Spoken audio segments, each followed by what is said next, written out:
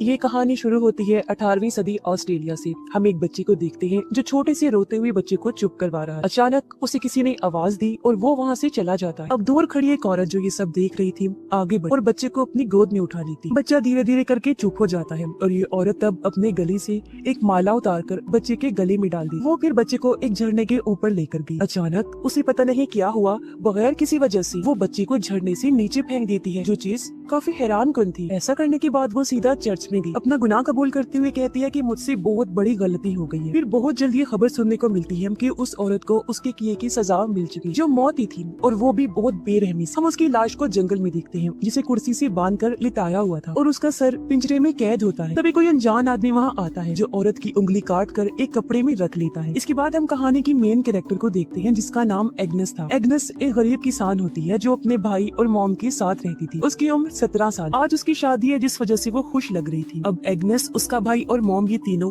अपना सामान एक मालगाड़ी में रख के दूसरे गांव जा रही होती हैं। ये सब कुछ उसके होने वाले हस्बैंड के लिए हो रहा था। ये लोग जब उसके घर पहुंचे तो पता चला कि शादी की तैयारियां तो अरूज पर हैं। एग्नेस की शादी जिस आदमी से हो रही थी उसका नाम वुल्फ होता है। गांव वाली खुशी से एग्नेस को अपने हाथों पर उठा लेते हैं जिससे उसे भी काफी खुशी हुई। अब वुल्फ की मॉम एग्नेस को एक एप्रन पहनाती है जिसके बाद उसके हाथ में एक बच्चे जैसा पुतला पकड़ा दिया जाता है, जो देख एग्नेस समेत सभी काफी खुश नजर आते हैं। दरअसल ये करके उसे समझाने की कोशिश की जा रही थी कि शादी के बाद वो अच्छी वाइफ बने, अपने घर के सब काम कर सके, साथ ही उसे एक और जिम्मेदारी भी मिल जाएगी जो उसके बच्चे की होगी जब वो माँ बने। खैर उन दोनों की शादी हो जाती है और जब लोग जश्न मनाते हुए नाच गाना कर रहे थे तो वुल्फ एग्नेस को कहता है कि चलो मेरे साथ, मैं तुम्हें कुछ खास दिखाता हूँ। वो उसे सरप्राइज देना चाहता था। उसकी आंखों पर पट्टी बांधता है और उसे एक नए घर में लेकर आता है, जो देख एग्नेस हैरानी से कहती है लेकिन मुझे तो लगा था मैं तुम्हारी माँ के साथ रहूंगी। वुल्फ जवाब देता है कि वो घर मेरे भाई को मिलेगा, जिस वजह से मैंने अपने जमा किए हुए पैसे और कुछ उधार पकड़कर ये घर खरीदा। एग्नेस ये सुनकर काफी फिक्रमंद हो जाती है।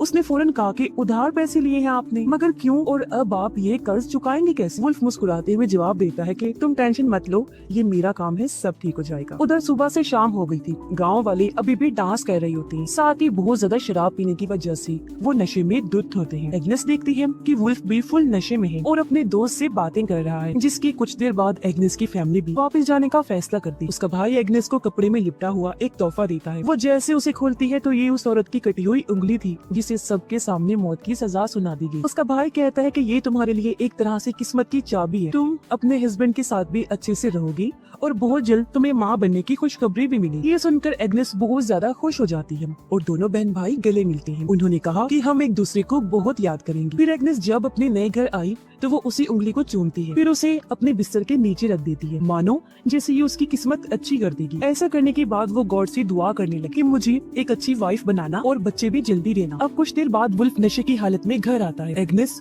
अच्छी बीवी की तरह उसके पास जाकर अच्छा टाइम गुजारने का सोचती है, लेकिन वो तो उल्टा उसे डांट कर चुपचाप सोने को कहकर खुद भी सो जाता है। अगली सुबह जब एग्नेस की आँख खुली तो उसने देखा कि वुल्फ बिस्तर पर नहीं है। वो पूरे घर में और अस्तबल में उसे ढूंढती है लेकिन वो कहीं भी नहीं मिलता। अब एग्नेस तैयार होकर जंगल में चली जाती है। काफी देर तक वहाँ भटकने के बाद उसे एक पेड़ पर लगे कागज पर अजीब तरह के निशान दिखते हैं। ये उसी औरत के थे जिसने बच्चे को झरने से फेंक दिया था और अब उसकी मौत हो गई। जो देखकर एग्नेस को काफी बुरा महसूस होता है। वो जब आगे बढ़ी तो उसे औरत की लाश भी दिख जाती है जो अभी तक कुर्सी से बंधी हुई है और उसका सर काटकर साइड पर रखा हुआ है, जो पिंजरे में कैद है। जो देख उसका दिल बैठ जाता है। अब थोड़ा और आगे बढ़ने पर एग्नेस वुल्फ को ढूंढ लेती है जो अपनी माँ और गाँव वालों के साथ तालाब में मछलियाँ पकड़ रहा होता है। वुल्फ की माँ उसे कहती है, आ जाओ लड़की, काम पर लगो। एग्नेस काम करने की बहुत कोशिश करती है पर क्योंकि पहले उसने इस तरह का काम नहीं किया होता इसीलिए उसे बड़ी मुश्किल पेश आती। तभी चर्च की घंटी बजने लगी, जो सुनकर एग्नेस घुटनों के बल बैठ जाती है और दुआ मांगने लगी। उसे इस तरह देखकर वुल्फ की माँ चिढ़ जाती है, कहने लगी, बस करो, सारी प्रेयर्स क्या आज ही करोगी? इतनी दुआ काफी है और काम पर लगो।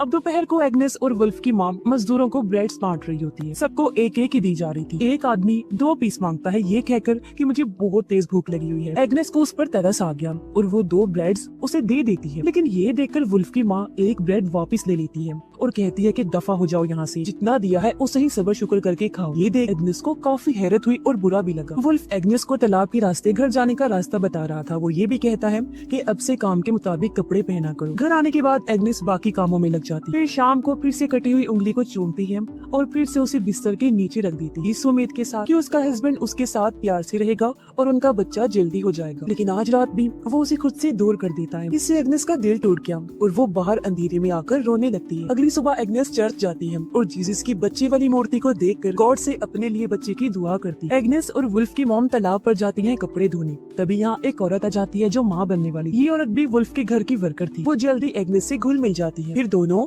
जंगल में जाती है आराम करने के लिए, लेकिन उनकी वहाँ आँख लग जाती है। एग्नेस की जब आँख खुली तो उसे एहसास हुआ कि मैं काफी टाइम से सो रही हूँ। वो औरत भी वहाँ से जा चुकी थी, इसलिए एग्नेस भी जल्दी से उठकर घर की तरफ चल दी थी। वहाँ पहुंचकर उसने देखा कि वुल्फ की मॉम खाना बना रही। वो पूछती है क्या मैं आपकी मदद करूं? वुल्फ की मॉम गुस्से में मना कर देती है और पूछती है ये अब तक कहाँ थी? एग्नेस जवाब देती है चर्च गई। इस पर वुल्फ की मॉम उसे ताना देते हुए कहती है कि तुम बेशक जितनी मर्जी दुआएं करो, लेकिन गॉड उस औरत का साथ कभी नहीं देते जो अपने हस्बैंड का ख्याल नहीं करती और उसे टाइम से खाना बना के नहीं देती। वुल्फ की माँ ये भी कहती है कि तुमने जो पौधा रखा हुआ है बहुत बुरा है, गंदा है, पूरा घर ही इसकी वजह से गंदा लगता है, इसलिए बेहतर होगा इसे फेंक दो। अब उनके बर्ताव से एग्नेस को काफी बुरा फील हुआ। वो वुल्फ से पूछती है क्या तुम्हारी मॉम हर रोज आएंगी? उसने जवाब दिया पता नहीं। एग्नेस फिर पूछती है वो क्या मुझसे नफरत करती है? इस पर वुल्फ समझाता है कि ऐसी बात नहीं है, मेरी माँ बस थोड़ी सख्त है और गुस्सा हमारे खून में है। फिर आज रात भी वुल्फ एग्नेस से कोई बात किए बगैर ही सो जाता है, जिससे वो काफी उदास हो गई। सोचती है कि आखिर में ऐसा क्या करूं कि मेरा हस्बैंड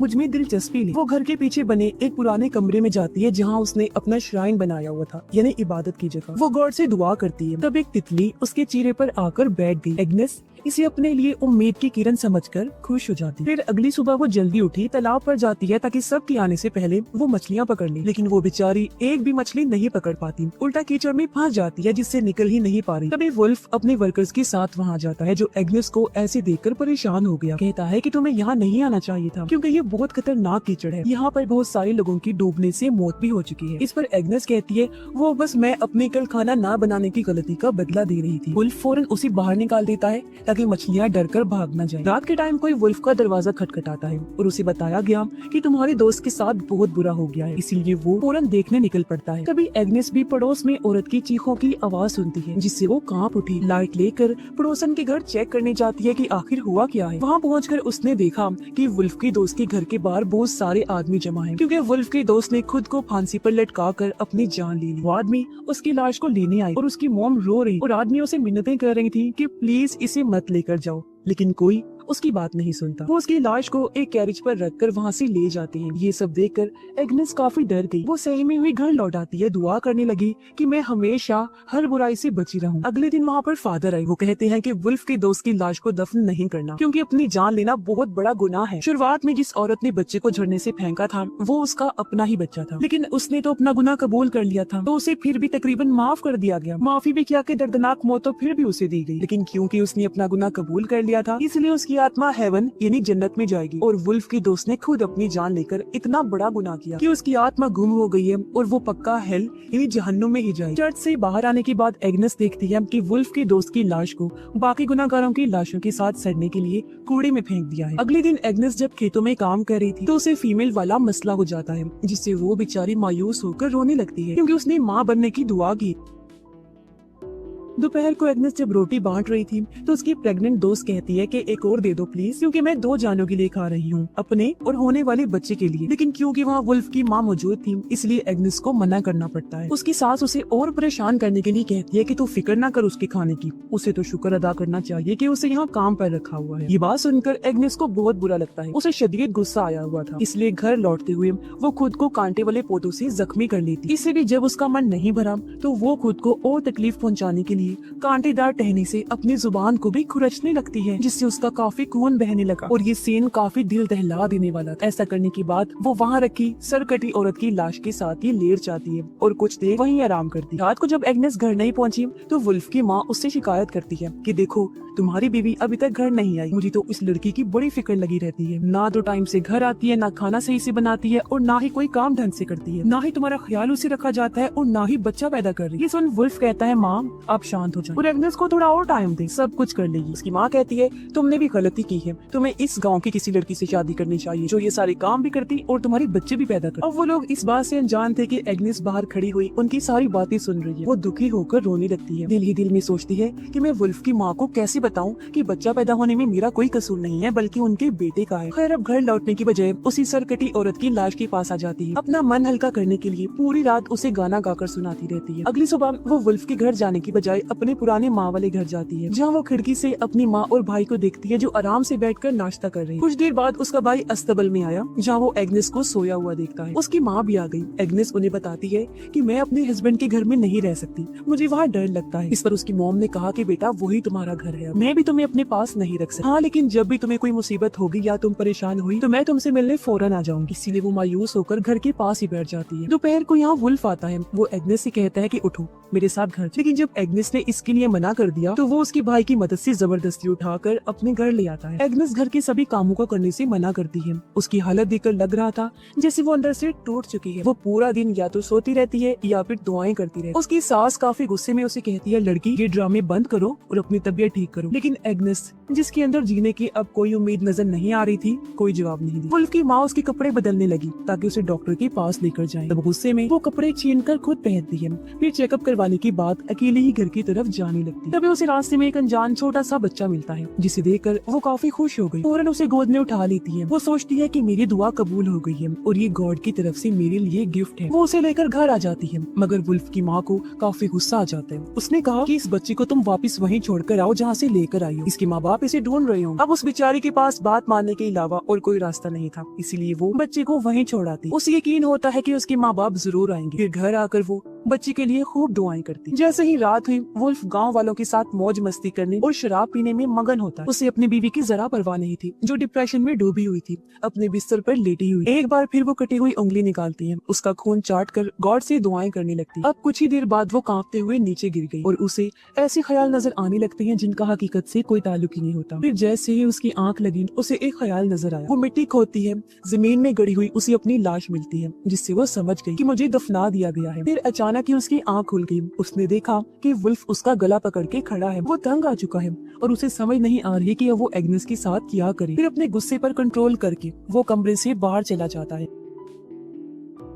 अब काफी टाइम के बाद वो वापस आया। एग्नेस की हालत देखकर सोचता है कि इसे फिर से डॉक्टर के पास लेकर जाना चाहिए, लेकिन एग्नेस उसे कहती है कि इसकी जरूरत नहीं, क्योंकि मेरा टाइम आ चुका है। तुम बस फादर या प्रीस्ट को बुला लो ताकि मैं अपने गुनाह कबूल कर सकूं। ये सुन वुल्फ काफी परेशान हो गया और फौरन वहाँ से बाहर निकल पड़ता है। कुछ देर के बाद वो वापस आया। एग्नेस को बताता है कि फादर घर पर नहीं है और अब उनसे कल ही मुलाकात हो। एग्नेस को काफी फिक्र होने लगी कि कहीं ऐसा ना हो कि मैं अपने गुनाह कबूल किए बगैर ही मर जाऊँ और मेरी आत्मा हेल में जाए। वो सच बताती है कि हाँ, मैंने चूहे मारने वाला जहर खाया। ये सुन वुल्फ बहुत घबरा जाता है और उसे उल्टी करने पर मजबूर करता है। खुशकिस्मती से ठीक टाइम पर जहर उसके अंदर से निकाल देता है। कुछ टाइम के बाद वुल्फ की माँ वहाँ आती है। उसने देखा कि एग्नेस जिंदा तो है लेकिन बहुत कमजोर हो गई है, इसीलिए वो एग्नेस की मदद करते हुए उसे कपड़े पहनाती और वुल्फ उसे उठाकर उसकी माँ के घर ले जाता है। वो एग्नेस की माँ अपनी सास को बताता है कि इसने चूहे मारने वाला जहर खाया है और मेरा मानना है कि इस पर किसी शैतान का साया है। मुझे लगता है कि इसका यहाँ रहना जरूरी है, सुकून से अपनी माँ के घर, बजाय इसकी कि वो जबरदस्ती मेरे घर में रही। जिसके बाद वो अपनी वाइफ को अलविदा कहकर वहाँ से चला जाता। अगली सुबह हम देखते हैं कि एग्नेस पहले से बेहतर हो गई है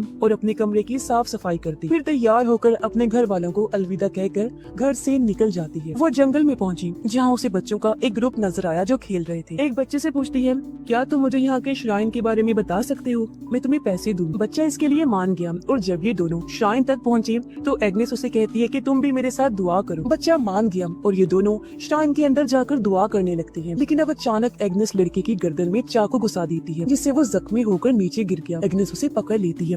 बच्चा गिड़गिड़ाता है, प्लीज मुझे मत मारो, लेकिन वो कई बार चाकू से वार करके उसकी जान ले लेती। फिर उसकी लाश को देखकर कहती है, अब तुम गुनाह नहीं करोगे, तुम बच्चे भी थे इसलिए गॉड की नजर में तुम एक फरिश्ता बन जाओ। फिर वो चर्च गई। अगले दिन फादर से मिलने की बात करती है। रात में वो अपने बाल काट लेती है और अगले दिन फादर के सामने अपने सभी गुनाहों को कबूल करने लगी कि मैं सबसे पहले अपने हस्बैंड को खुश नहीं कर सकी। फिर मैंने अपनी सास के बारे में उल्टा सीधा सोचा, अस्तबल के जानवरों की भी देखभाल नहीं कर सकी और कोई काम ठीक से ना करके अपने इन लोगों पर मुसीबत लाई। आगे वो कहती है, मैंने एक अच्छी बीवी बनने की बहुत कोशिश, लेकिन मैं नाकाम रही और मैंने यही सोचकर चूहे वाला जहर खा लिया था कि कोई मेरी मदद नहीं कर सकता। इनके अलावा मैंने एक और बड़ा गुनाह किया, मैंने एक बच्चे को मार दिया। ऐसा मैंने इसलिए किया कि शायद वो बच्चा गुनाह नहीं करेगा और मेरी आत्मा को भी सुकून मिल जाएगा। ये सब बताते हुए एग्नेस रो रही थी और अब वो गिड़गिड़ाते हुए गॉड से दुआ करती है कि प्लीज मुझे हेल में मत भेजना, मैं माफी मांग रही हूँ तो इसे कबूल कर लीजिए। उसकी पूरी बात सुनकर फादर फैसला करते हैं कि इसके गुनाहों को पाक करें। उन्होंने एग्नेस को कहा कि गॉड ने तुम्हें माफ कर दिया है, जो सुनकर एग्नेस को बहुत सुकून मिलता है। वो एक साथ हंसने और रोने लगती, जैसे उसके दिल से कोई